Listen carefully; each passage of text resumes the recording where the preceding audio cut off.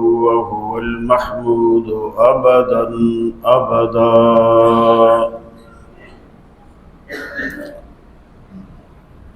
وأستعينه وهو المنعم المولى ونعم النصير مؤيدا.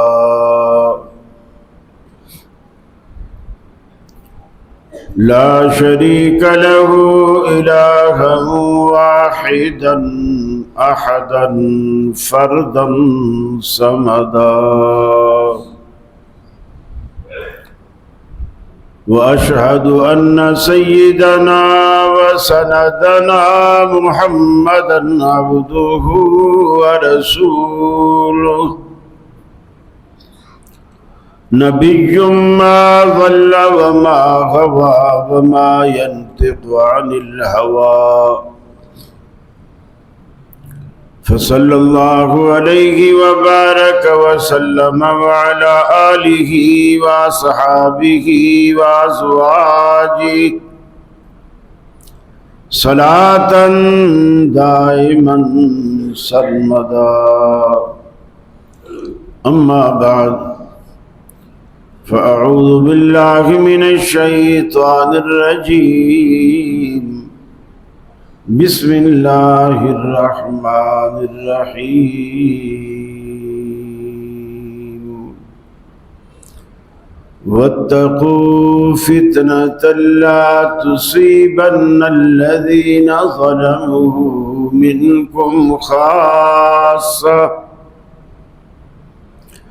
أو كما قال النبي صلى الله عليه وسلم عن علي رضي الله تعالى عنه قال قال رسول الله صلى الله عليه وسلم لا يبقى من الإسلام إلا اسمه ولا يبقى من القرآن إلا رسمه مساجدهم عامرة وخراب من الهدى.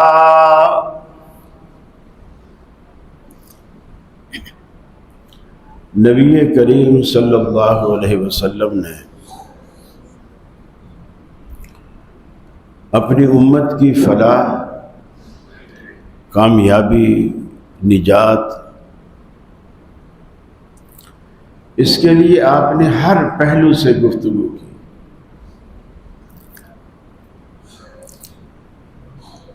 ہم پھر بھی پریشان ہوتے ہیں. نیک الگ پریشان ہیں، بد الگ پریشان، غریب الگ پریشان ہیں، مالدار الگ پریشان ہیں. سب کی پریشانیوں کا سبب الگ الگ ہے. جو دینی طبقہ ہے وہ الگ پریشان ہے، اور جو غیر دینی مذہبی لوگ ہیں، غیر مذہبی لوگ ہیں، ان کی الگ پریشانی. دینی طبقہ جب پریشان ہوتا ہے، علماء کے پاس اکثر یہ لوگ آتے ہیں، ایک ہی بات کرتے ہیں کہ جی کوئی وظیفہ ہمیں بتا دیا جائے. کوئی بھی مسئلہ ہو، اس کا وظیفہ مولوی صاحب ہمیں بتا دیں، ہم کیا پڑھیں، کیا کریں، ہمارا یہ مسئلہ حل ہو جائے.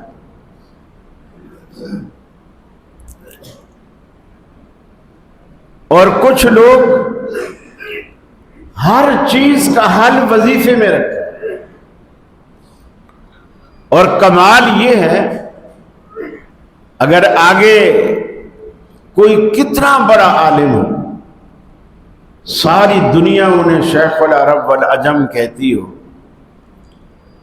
اور جب کوئی شخص پوچھے کہ حضرت مجھے اس کے لیے کوئی وظیفہ بتا دو، اور وہ آگے جواب دے کہ مجھے اس چیز کا وظیفہ معلوم نہیں، تو لوگ کہتے پتہ نہیں کیسے عالم بن گیا، اتنا بڑا عالم ہے اس کو وظیفے کا پتہ ہی نہیں، اتنا بڑا عالم ہے دنیا میں نام ہے، میں نے شوگر کا وظیفہ پوچھا وہ وظیفہ ہی اس کو پتہ نہیں۔ بھی اس عالم کو خود شوگر ہے، وہ تمہیں کیا وظیفہ بتائے گا؟ اگر ایسا کوئی وظیفہ ہوتا تو وہ خود نہ پڑھ لیتا، خود وہ ڈاکٹروں کی حکیموں کی دوائیاں کھاتا ہے۔ پھر دوسرے طبقے میں چلے جاؤ، ان کے ہاں حضرت جی تعویذ دے دیجئے، فلاں کام نہیں ہو رہا تعویذ دے دیجئے، دکان نہیں چل رہی تعویذ دے دیجئے۔ اگر مولوی صاحب آگے کہہ دے کہ بھائی میں ٹھیک ہے دیندار ہوں، قرآن حدیث کا علم رکھتا ہوں، لیکن تعویذوں کا مجھے پتہ نہیں ہے، تو وہاں بھی لوگ یہی کہتے ہیں کہ یا تو یہ جھوٹ بول رہا ہے یا پھر یہ عالم نہیں ہے۔ عالم ہو اور اس کو تعویذ نہ آئے تو ایسے بندے کو عالم بنایا کس نے؟ سب سے بڑا تعویذ اور سب سے بڑا وظیفہ آپ کی اپنی دعا ہے جو آپ ضرورت کے وقت اللہ سے کرتے ہیں۔ اس سے بڑا دنیا میں کوئی تعویذ نہیں، کوئی وظیفہ نہیں۔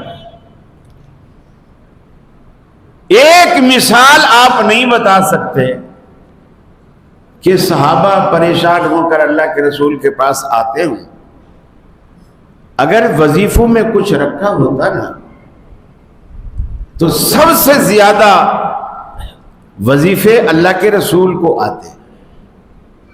صحابہ آتے، یا رسول اللہ یہ معاملہ ہے، دکان نہیں چل رہی، فلاں کام نہیں ہو رہا، بچوں کے رشتے نہیں آ رہے۔ آپ ان کو بتاتے کہ پریشانی کی کیا بات ہے، یہ وظیفہ پڑھ لو، 3 دن پڑھو، چوتھے دن رشتوں کی لائن لگ جائے۔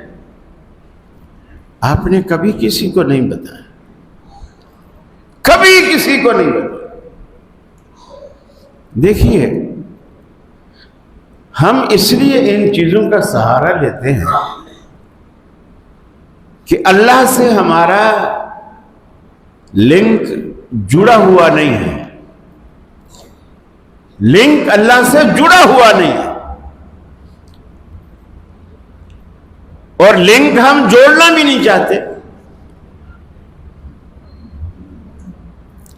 کیونکہ لنک جوڑنے کے لیے کچھ شرائط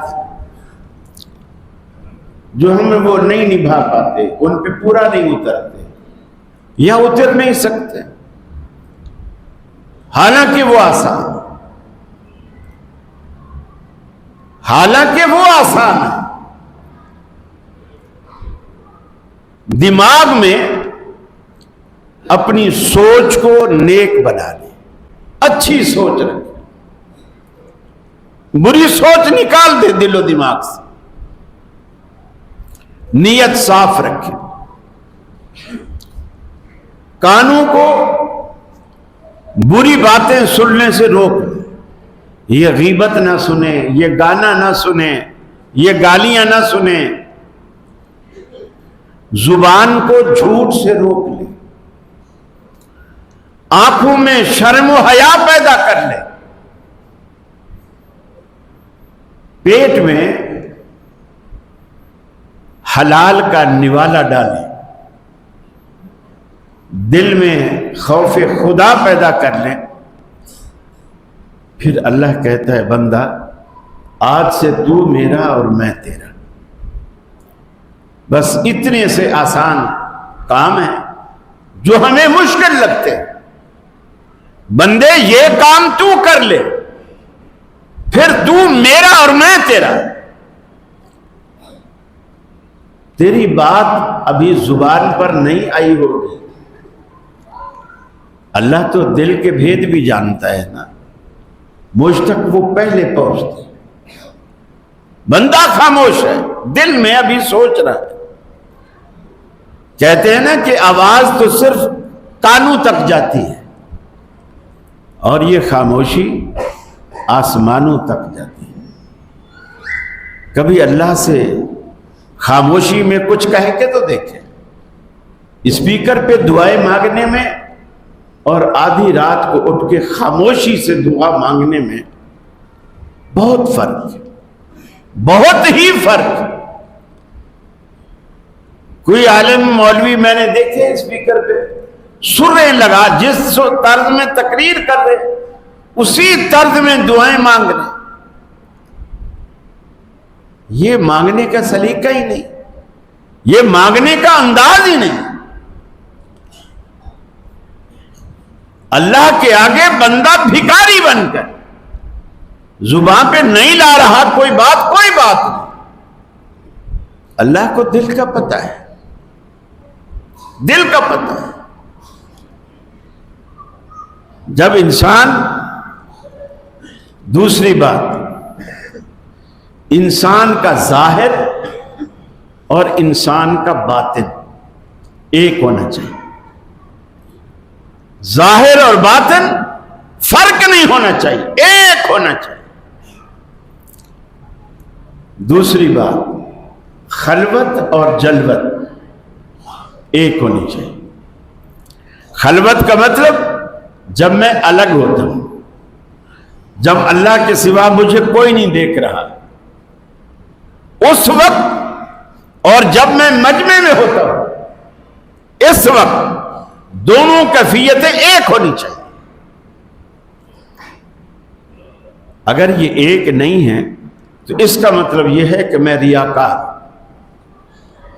ریاکار ہوں، لوگوں کو دکھاتا ہوں کہ میں بڑا نیک ہوں، اور اصلیت میری ظاہر ہوتی ہے جب میں اکیلے ہوتا ہوں. یہ ظاہر اور باطن جسے کہتے ہیں نا ذو الوجہین، دو رخا، دو منہ والا. ایک منہ وہ ہے جو پبلک کو دکھاتا ہے، ایک منہ وہ ہے جو اکیلے میں ظاہر کرتا ہے.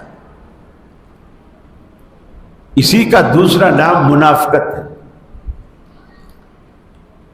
اور یہ جو خلوت اور جلوت ایک نہ ہو، اسی کا دوسرا نام ریاکاری ہے. اخلاص ختم ہو جاتا ہے، ریاکاری آ جاتی ہے. نبی کریم صلی اللہ علیہ وسلم کا فرمان ہے، سیدنا علی المرتضیٰ رضی اللہ تعالی عنہ بیان کرتے ہیں کہ نبی کریم صلی اللہ علیہ وسلم نے فرمایا کہ ان یأتی علی الناس زمان، لوگوں پر ایک ایسا زمانہ آئے گا. گویا آپ نے پیشین گوئی کی، آپ نے ایڈوانس میں ایک خبر دی. لوگوں پر ایک ایسا زمانہ آئے گا. کیسا زمانہ؟ فرمایا لا یبقى من الاسلام الا اسمہ، اسلام میں کچھ نہ بچے گا سوائے اس کے نام. نام رہے گا، دنیا بولے گی یہ قوم مسلمان ہے، فلاں علاقے میں مسلمان ہے، وہاں اسلام ہے، لیکن وہ اسلام صرف نام کی حد تک ہوگا، اندر کھوکھلا ہو. مسلمان اندر سے کھوکھلے ہو. نام ان کے ایسے ہوں گے، عبد الرحمن، عبداللہ، یہ ایسے نام ہوں گے، لیکن وہ عبداللہ نام تو ہوگا لیکن خود کو وہ عبداللہ مانے گا نہیں. دیکھیے نا، ہم آج غرور کرتے ہیں، تکبر کرتے ہیں. 4 پیسے آ جائیں تو کسی غریب کو ہم کچھ نہیں سمجھتے، کچھ نہیں سمجھتے. لیکن ہم یہ بھول جاتے ہیں جو رب دینا جانتا ہے وہ لینا بھی جانتا ہے، وہ لینا بھی جانتا ہے۔ یہ جو کچھ ہم نے کمایا ہے اس میں ہمارا کوئی کمال نہیں، نہ میری ذہانت کا، نہ میری طاقت کا، اور نہ میری سوچ بچار کا۔ یہ جو کچھ ہے اس کا احسان ہے۔ یہ انسان نہیں سوچتا۔ اب میں جب عبداللہ نام رکھے ہوئے ہوں، عبداللہ ہوں نہیں، یعنی اللہ کا بندہ، اللہ کے بندے ہونے کا مطلب یہ ہے آقا، حالانکہ غلام سے بھی بڑھ کر ہے بندہ، غلام سے بھی نیچے ہے بندہ۔ غلام کو آقا یہ تو کہہ سکتا ہے مجھے پانی لا دے، میرے پیر دبا دے، میرا سر دبا دے، غلام کو یہ کہہ سکتا ہے، لیکن غلام کو یہ نہیں کہہ سکتا کہ مجھے سجدہ کر۔ لیکن بندے کو اللہ کہتا ہے کہ مجھے سجدہ کر۔ یہ غلام سے نیچے ہے۔ لیکن جب اللہ کہتا ہے میرے بندے مجھے سجدہ کر، میرا دیا ہوا رزق کھایا ہے تو شکر بھی میرا ادا کر، ہم انکار کر دیتے ہیں۔ تو ہم بندے کہاں رہے؟ لا یبقى من الاسلام الا اسمہ، اسلام میں کچھ نہیں بچے گا، صرف اس کا نام رہ جائے گا۔ لوگ اب صحابہ کرام کو دیکھیے، یقین مانیے انہیں دیکھ کے رب یاد آتا تھا۔ یہ بندگی کیسے کرتے ہیں، عبادت کیسے کرتے ہیں، ان میں تقوی کیسے ہے، خدا خوفی کیسے ہے، اور وہ یہ چیزیں رسول اللہ کو دیکھ کے حاصل کرتے ہیں کہ اللہ کے رسول ہونے کے باوجود، امام الانبیاء ہونے کے باوجود، اللہ کے قریب ہونے کے باوجود اللہ سے ڈر رہا ہے، اور ہم دور ہونے کے باوجود بے خوف نڈر ہیں، ان کے دامن نیکیوں سے لبریز ہیں، پھر بھی نیکیاں کیے چلے جا رہے ہیں، اور ہمارے دامن نیکیوں سے خالی ہیں، پھر بھی فکر نہیں ہے۔ بڑا فرق ہے۔ دوسری بات آپ نے فرمائی، اس زمانے میں لا یبقى من القرآن الا رسم، قرآن میں کچھ نہیں بچے گا سوائے رسم کے۔ رسم الخط کہتے ہیں قرآن کے حروف، یہ جو لکھائی ہے تحریر، صرف تحریر باقی رہ جائے گی، یا اس کی تلاوت پڑھنا پڑھانا رسم کی حد تک رہے گا، اس کی روح نکل جائے گی۔ اذانیں ہر مسجد میں ہوتی ہیں، لیکن سیدنا بلال والی روح کسی کی اذان میں نہیں ہوتی۔ جسے حالی نے کہا نا کہ رسم اذان رہ گئی، روح بلالی نہ رہی، فلسفہ رہ گیا، تلقین غزالی نہ رہی۔ ہم سارے ظاہری کام کر رہے ہیں اور اندر کی روح کو کھو بیٹھے ہیں، ہمارے عمل اس روح سے خالی کھوکھلے۔ آج قرات کے مدرسے ہیں، تجوید کے مدرسے ہیں، سب عشرہ کے قاری ہیں، لیکن قرآن ان کی زندگیوں سے باہر، زندگیوں سے دور۔ قرآن کو ایسا سیدھا کر کے پڑھیں گے جیسے تیر، لیکن زندگی ان کی اپنی ساری جلیبی کی طرح، کوئی لین بھی تو سیدھی نہیں ہے۔ لا یبقى من القرآن الا رسم۔ قرب قیامت پہ جو قرآن اٹھایا جائے گا نا، اس کا یہی مطلب ہے کہ اکثر جو علماء ہوں جن کی زندگیوں میں قرآن رچ بس چکا ہوگا، اللہ تعالیٰ انہیں اٹھا لے گا۔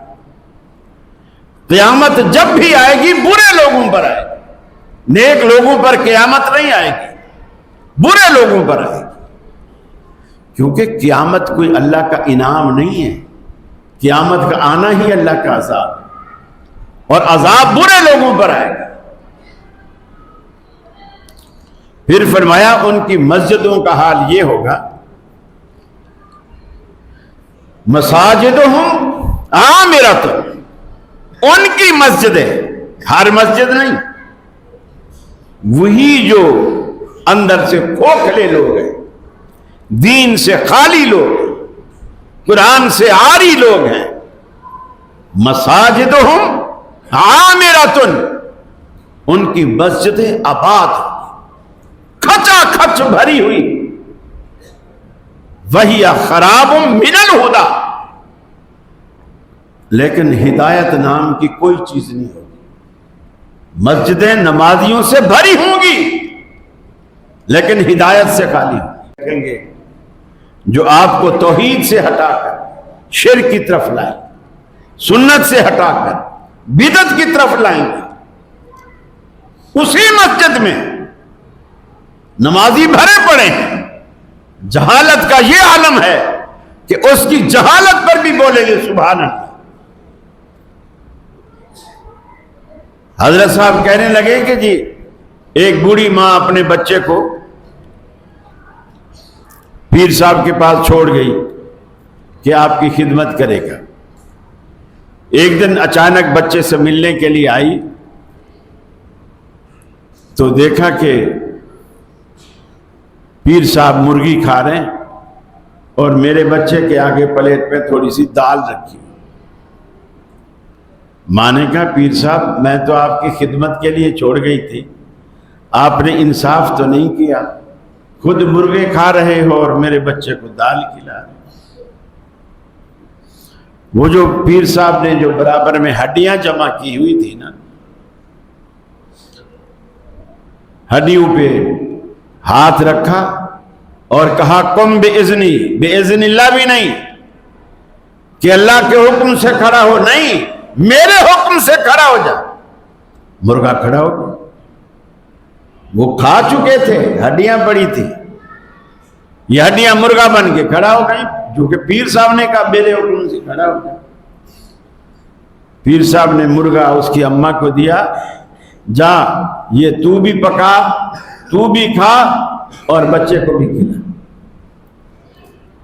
لوگ کہتے سبحان اللہ سبحان اللہ، ہڈیاں مرغا بن گئی، اور اللہ کے حکم سے نہیں، پیر صاحب کے حکم سے۔ مساجدہم عامرۃ، مسجدیں ان کی آباد ہوں گی، بھری ہوں گی، وہی خراب من الہدی، اور وہ ہدایت سے خالی ہوگی۔ یا لفظ خراب عربی میں خالی کے معنی، کھوکھلی کے معنی، اور پھر فرمایا علماء، عام علماء نہیں، ان کے علماء، فرمایا عندہم علماء شر الناس من تحت ادیم السماء، فرمایا ان کے علماء شریر لوگ ہوں گے، فتنہ پرور، من تحت ادیم السماء، اللہ کے اس آسمان جس کو چھت کہا گیا، آسمان کی اس چھت کے نیچے ان کے ان علماء سے بری مخلوق کوئی نہیں ہوتی۔ علماءہم شر من تحت ادیم السماء، جو لوگ بھی آسمان کی چھت کے نیچے ہوں گے ان میں ان کے علماء بدترین علماء۔ یہ بدترین انہی کو، یہ ہم کی جو نسبتیں آ رہی ہیں انہی بدبختوں کی طرف، دین کے دشمنوں کی طرف، کہ یہ لوگ دین میں بگاڑ پیدا کریں۔ علماء کا شر کیا ہے؟ امت کا اتحاد ہے، ایک فتنہ ڈال کے اس کو توڑ دیں.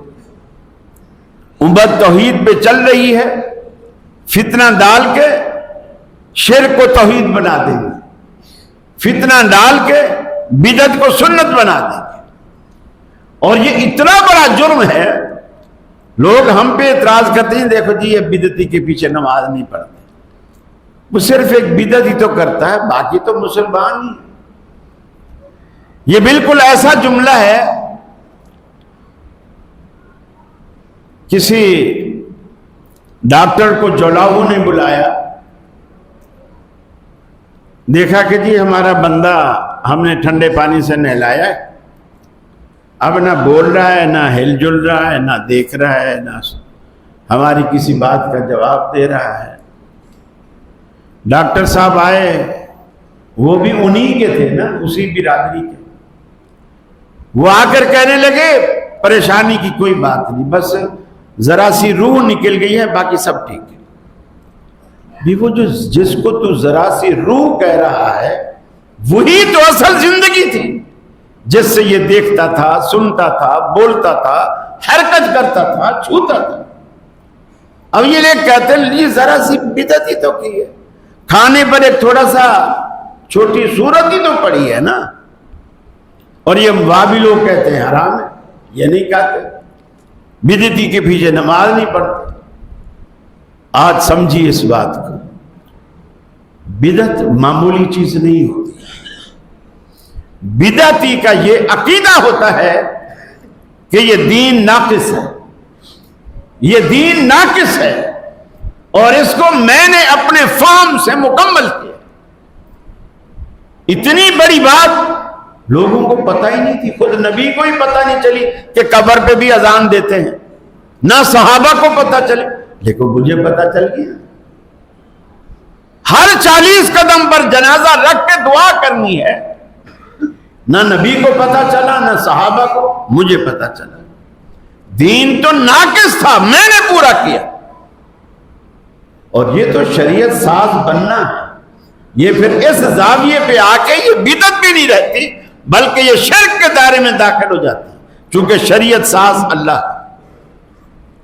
اور اللہ کہتا ہے میں نے دین کو، شریعت کو مکمل اتارا، چونکہ ہمارا پیغمبر آخری تھا، اس لیے دین میں نے مکمل اتارا، اور کوئی چیز اس میں چھوڑی نہیں. اور پھر فرمایا 5ویں بات، وَعِندَهُمْ تَخْرُجُ الْفِتَنُ، انہی میں سے فتنے نکلیں گے، وَفِيهِمْ تَعُودُ، اور انہی میں واپس لوٹیں گے. یعنی فتنے کا منبع بھی وہی لوگ ہوں گے، اور فتنے کا خاتمہ اور اختتام، تکمیل، وہ بھی انہی لوگوں میں آ کر. آپ نے کچھ عرصہ پہلے دیکھا لاہور میں ایک فتنہ اٹھا، اور اللہ نے اس کی سرکوبی بھی لاہور ہی میں کر.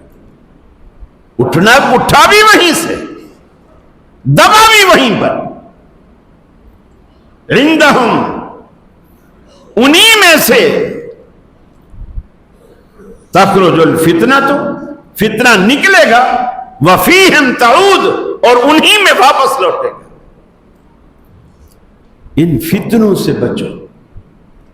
نبی کریم صلی اللہ علیہ وسلم نے ہمیں سمجھانے میں کوئی کسر نہیں چھوڑی.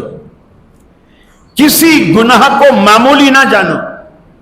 یہ جو اکثر لوگ پوچھتے ہیں نا کہ جی مولوی صاحب فلاں گناہ صغیرہ ہے یا کبیرہ ہے، علماء کو چاہیے بتائیں کہ سارے گناہ کبیرہ. یہ صغیرہ کبیرہ اس لیے پوچھا جاتا ہے، اگر چھوٹا ہے تو میں کر لوں، بڑا ہے تو چلو پھر بچنے کی کوشش کرو. ہر گناہ ایسا ہوتا ہے کہ اس سے بچا جائے. آپ زندگی کے ہر گناہ کو کبیرہ سمجھیں تاکہ آپ بچ سکیں، اور زندگی کی ہر نیکی کو بڑا سمجھیں تاکہ آپ کر سکیں.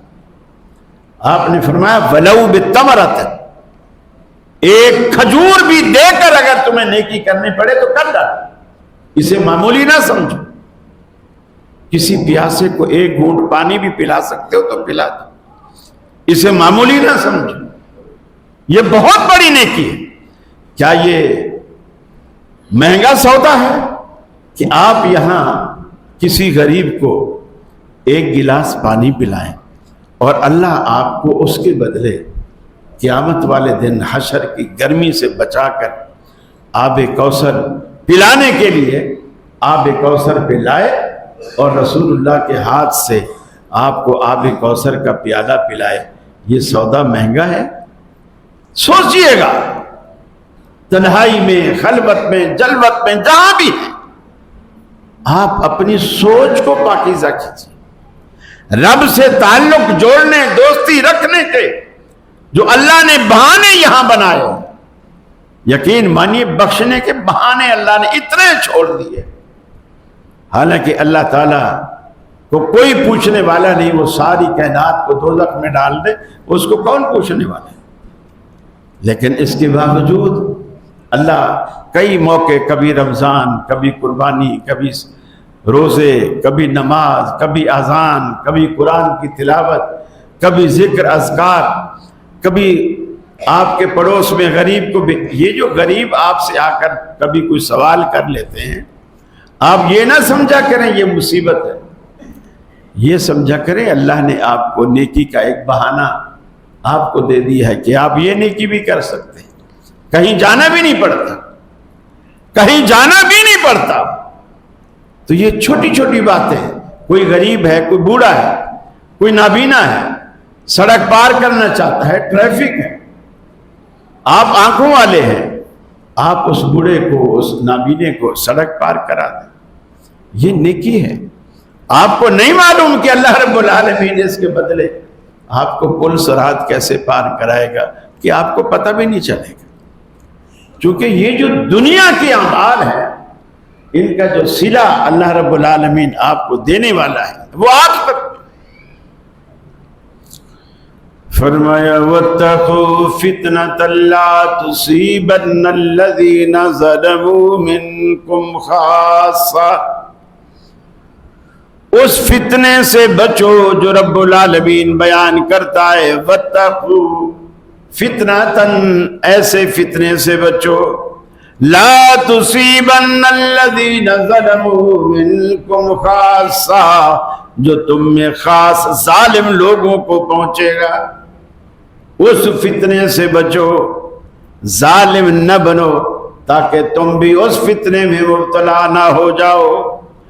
ہمیشہ دوسروں پر ترس کھانا سیکھو، دوسرے کے درد کو اپنا درد سمجھو، اسی لیے اللہ کے رسول نے فرمایا اتق دعوت المظلوم فإنه ليس بينها وبين الله حجاب، مظلوم کی بد دعا سے بچو، اس کی آہ سے بچو، اس لیے کہ جب وہ دل میں ٹھنڈی آہ بھرتا ہے اس کے اور اللہ کے درمیان پھر کوئی چیز رکاوٹ نہیں بنتی، سیدھی اس کی فریاد اللہ کے پاس عرش معلیٰ پہ جاتی ہے۔ اسی لیے کسی سے پہ ظلم نہ کرو۔ اللہ کے رسول نے فرمایا انصر اخاک ظالما او مظلوما، اپنے بھائی کی مدد کر، چاہے وہ ظالم ہو چاہے وہ مظلوم ہو۔ صحابہ نے پوچھا یا رسول اللہ مظلوم کی تو مدد سمجھ میں آتی ہے، ظالم کی کیسے مدد کریں؟ جیسے لوگوں کے ذہن میں سوال آتا ہے نا، ظالم کی مدد تو جب ہی ہوگی اگر اس کا ایک ڈنڈا ٹوٹ جائے تو دوسرا نیا لا کے دے دو، ظالم کی تو یہی مدد ہوگی۔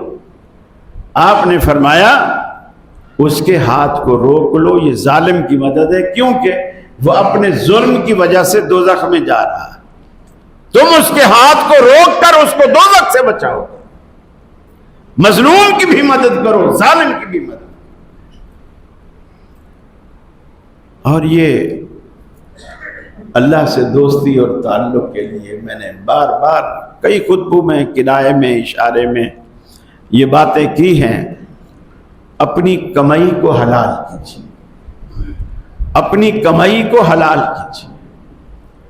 یقین مانیے آپ کو کسی بھی मौलवी के पास जाने की जरूरत नहीं पड़ेगी। आपको अल्लाह मुस्तजाब दावात बना दे, आपकी दुआएं कबूल हो, मुंह से लफ्ज निकालेंगे अल्लाह कबूल कर ले। आप आंख से एक आंसू का कतरा निकालेंगे, अल्लाह अपने दामन रहमत से पूछेगा, मेरे बंदे रोता क्यों है, बता क्या चाहिए, बता क्या चाहिए। अपने पेट में हलाल का निवाला डाले, अपने बच्चों के पेट में हलाल का निवाला डाले, बीवी के पेट में हलाल का निवाला डाले। और इसमें बीवी अहम किरदार अदा कर सकती है। वो कैसे? नाजायज फरमाइशें ना करे, मियां को हराम कमाने पर मजबूर ना करे। ये जो रोज ताने और कोसने आके देती है ना कि आज मैं पड़ोसन के घर गई थी, उसके यहां तो सब कुछ नया आया हुआ था, फ्रिज भी नया था, बेड भी नया, सोफे सेट भी नए आए हुए थे। तू भी तो उसी दफ्तर में काम करता है जिस दफ्तर में उसका मियां काम करता है, और हमारे घर में तो वही शादी वाले सोफे और वही मसेरी और वही सब कुछ चल रहा है, तू तो नया नहीं लाता। वो कहता है उसकी ऊपर की आमदनी बहुत है, तो तेरे को ऊपर की आमदनी काटती है क्या, तू भी ला। ये औरतें मजबूर करती हैं कि मियां हराम लाए। देखिए इब्राहीम अलैहिस्सलातु वस्सलाम इस्माइल अलैहिस्सलाम को वादी में बैतुल्लाह के पास हाजरा और उनकी वालिदा को जब छोड़ गए, फिर काफी अरसे बाद आए, हजरत इस्माइल की शादी हो गई, बहू घर में है, और पूछा बहू कैसी गुजर रही है। बहू ने तंगी का शिकवा किया, गुर्बत का शिकवा किया, बहुत मुश्किल से गुजारा होता है। इस्माइल की कोई इतनी खास इनकम भी नहीं है, और घर में बस बड़ी तंगी है, कभी एक टाइम खाना होता है, एक टाइम नहीं होता है। इब्राहीम अलैहिस्सलाम ने जाते जाते कहा कि बेटा, यानी बहू से कहा कि जब इस्माइल आए तो उसे कहना कि तुम्हारे अब्बा आए थे, सलाम भी कह रहे थे, और वो ये कह रहे थे कि अपनी चौखट बदल दे, अपने घर की चौखट बदल दे। फिर जब वो आए इस्माइल घर पे, तो बहू ने बताया कि आपके वालिद इब्राहीम आए थे और वो ये कह रहे, उन्होंने सुनते ही बीवी को तलाक दे दी, सुनते ही बीवी को तलाक दे दी, दूसरी शादी कर ली। फिर कुछ सालों के बाद इब्राहीम अलैहिस्सलाम आए, इत्तेफाक से आज भी बेटा घर पे नहीं, फिक्र मुआश में बाहर जैसे मर्द चले जाते हैं कमाने के लिए, यहां तो मामला उलट है। मियां निखट्टू होता है, वो घर में पड़ा रहता है, और बीवी दूसरों के पड़ोस के बर्तन धो के, कपड़े धो के वो कमा के लाती है, और मियां भी खाता है और बच्चे भी खाते हैं। उस जमाने में मर्द जाया करते थे कमाने। इब्राहीम अलैहिस्सलाम ने पूछा कि बेटा सुनाओ कैसी गुजर रही। उन्होंने कहा अल्हम्दुलिल्लाह, अल्लाह का बड़ा एहसान है, इज्जत से अल्लाह ताला रोटी खिला रहा है। हालांकि तंगी अब भी थी, तंगी अब भी थी, लेकिन वो जुबान पे नहीं लाई, शाकरा साबरा, कि अल्लाह का बड़ा एहसान है, बस इज्जत से रोटी खा रहे हैं। इब्राहीम अलैहिस्सलाम कह गए कि अच्छा इस्माइल आए तो उन्हें कहना कि इस घर की दहलीज की हमेशा हिफाजत करना। उन्होंने फिर उसके साथ सारी जिंदगी रिश्ता निभाया। ये जो आज लोग एक हदीस पेश करते हैं हजरत उमर के बारे में कि अब्दुल्ला बिन उमर की उन्होंने शिकायत की, और अब्दुल्ला बिन उमर ने भी आके कहा कि मेरा बेटा उमर कहता है कि अपनी बीवी को तलाक दे दे, जबकि मेरी बीवी से मेरा कोई झगड़ा, कोई लड़ाई, कोई तनाज़ा भी नहीं है। अक्सर लोग इस हदीस को पेश करते हैं, जी अब्बा कहे बेटे को कि बीवी को तलाक दे दे तो उसे दे देनी चाहिए। क्यों? कि हदीस में आया حضرت عمر کے بیٹے کو حضرت عمر نے کہا اپنی بیوی کو طلاق دے، اور جب بیٹے نے رسول اللہ کو شکایت کی تو آپ نے کہا اپنے باپ کی بات مانو۔ باپ کی بات مانو کب؟ جب باپ عمر ہو، عمر جیسا باپ، اللہ سے ڈرنے والا، شیطان پر اتنا بھاری کہ آپ نے فرمایا جس راستے پر چل نکلتا ہے اس شیطان کو راستہ چھوڑ دیتا ہے۔ اور ہمیں تو شیطان ڈھونڈتا ہوا آتا ہے کہ یہ گیا کس راستے پر، تاکہ میں بھی اسی راستے پر جاؤں اور دوستی پکی کروں۔ ان سے ڈرتا تھا۔ یہ فرق، ہر حدیث کو ہر جگہ ایسے فٹ نہیں کرتے۔ ہاں جب عمر جیسا تقویٰ، آج تو باپ اس لیے بھی کہہ دیتا ہے بیٹا اس کو طلاق دے دے کہ کل میں نے کہا تھا مجھے چائے بنا دے، اس نے کہا میرے ساتھ میں ڈال دے، میں نہیں بناتی، بھگاؤ اس کو، نکالو اس کو۔ ٹھیک ہے، باقی اس کے سر میں درد ہو سکتا ہے، اس نے اگر کہہ بھی دیا سر میں درد ہے تو کوئی بات نہیں، تھوڑا سا آپ بھی صبر کر لیں۔ یا آپ بندہ اٹھ کے بنا رہے، جو چائے بنانا کون سا مشکل؟ چائے بنانا تو کوئی مشکل کام نہیں ہے۔ اتنے کام تو بندے کو زندگی میں سیکھنے چاہیے کہ زندگی میں کیسے حالات، یہ جو مدرسوں میں لوگ پڑھتے ہیں نا، یقین مانیے میں کہتا ہوں مدارس میں ایسا سسٹم ہونا چاہیے، بچے اپنا کھانا پکانا خود کریں تاکہ ان کو زندگی میں طریقہ آئے کہ اگر کوئی ایسے حالات زمانے میں آ جائیں۔ مجھے الحمدللہ روٹی بھی پکانی آتی، کسی زمانے میں بالکل گول بناتا تھا، اب یہ ہے کہ تھوڑی ٹیڑھی بھی ہو جاتی ہے، لیکن آتی ہے بنانی۔ آٹا گوندنا بھی آتا ہے، سالن پکانا بھی آتا ہے، یہ بھی آتا ہے کہ سالن میں کون سے مسالے ڈلتے ہیں۔ زمانے طالب علمی میں ہم نے یہ سب کچھ سیکھا۔ یہ انسان کو یہ چیزیں سیکھنی چاہیے، نرا پیرا بالکل دوسرے پر تکیہ کر کے دوسرے پر نہیں رہنا چاہیے۔ حالات زندگی کے بدلتے رہتے ہیں، کبھی کیسے حالات آتے ہیں، کیسے حالات آتے ہیں۔ لہذا اللہ رب العالمین سے جب بندے کا تعلق جڑتا ہے، آپ کے گھر بھی وہی بسائے گا، آپ کے گھروں میں محبت بھی وہی پیدا کرے گا۔ میں آخری حدیث سنا کر بات کو ختم کروں گا۔ حضرت عمر کی بیٹی سیدنا حفصہ رضی اللہ تعالی عنہ، سیدہ حفصہ رضی اللہ تعالی عنہ حضرت عمر کی بیٹی تھی، رسول اللہ کی بیوی تھی۔ بعض دفعہ جو والدین کا مزاج ہوتا ہے بعض دفعہ بچوں میں بھی آتا ہے۔ حضرت عمر زبان کے تھوڑے تلخ تھے، دل کے صاف، ایک دم کھرے، لیکن زبان میں تھوڑی تندی تھی، تیزی تھی، غصہ بڑا جلدی آ جاتا۔ اکثر حضور کی مجلس میں جب کوئی ایسے بندے کا ذکر ہوتا کہ اس نے یہ کام کیا، اللہ کے رسول کے سامنے کھڑے ہو جاتے، تلوار نکالتے اور کہتے اللہ کے رسول اجازت ہو تو اس منافق کی گردن اڑا دو، ہر وقت تیار۔ حضرت حفصہ میں کچھ وہ جو باپ کی طرف سے وراثت میں کچھ چیزیں آئی۔ اللہ کے رسول نے کسی موقع پر کوئی بات کی اور انہوں نے آگے جواب دیا، اور یہ بھی دیکھ لیجیے خواتین بھی جمعے میں آتی ہیں، میں ان سے کہہ رہا ہوں کہ اگر گھر بسانا ہے تو میاں جب غصے میں اگر کوئی بات کرتا ہے آپ اس کا جواب نہ دیں، آپ اس کا جواب نہ دیں، منہ بند کر۔ میرے والد صاحب ایک حکیم تھے، لیکن ایک تعویذ دیتے تھے گھر میں جھگڑا ختم کرنے کا۔ میں جب مولوی بن گیا پڑھتے تھے اس وقت، تو میں نے کہا ابو جی یہ تو ہم لوگوں سے کہتے ہیں تعویذ دینا ناجائز ہے، آپ تعویذ دیتے ہو۔ وہ تعویذ کیا دیتے تھے؟ ایک تعویذ لکھتے تھے اور عورت سے کہتے تھے جب بھی میاں تیرے سے جھگڑا کرے یا پڑوسن آ کر تیرے سے جھگڑا کرے، اس تعویذ کو داڑھ کے اندر رکھو اور اس کو دبا دو، جتنا وہ زیادہ گالیاں دے اس کو اتنا دبا۔ میں نے کہا تو تعویذ تو دینا غلط ہے۔